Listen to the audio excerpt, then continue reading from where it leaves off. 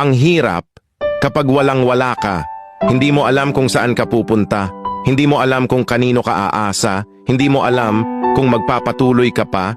Yan ay naranasan mo na ba? Kasi ako ranas na ranas ko yan simula umpisa. At sobrang hirap talaga. Wala ganun talaga.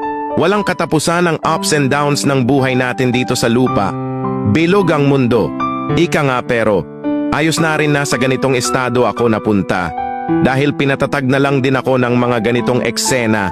Kaya umangat man ako at muling bumaba, handa akong makipagsapalaran kahit na ako'y muling gumapang sa lupa. Dahil alam ko ang pakiramdam ng mahirap pa sa daga, sapagkat lubos kong naranasan ang kahirapan ng buhay dito sa lupa. Mahirap maging mahirap. Eka nga nila. Pero laban lang hanggat tayo'y malakas at humihinga.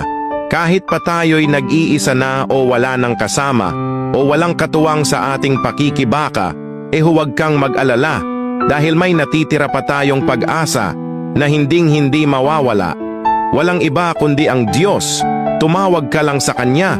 Kapag nahihirapan ka na o kapag hindi mo na kaya, hinihintay. Niya lang naman ang iyong presensya. Magbalik loob ka sa Kanya.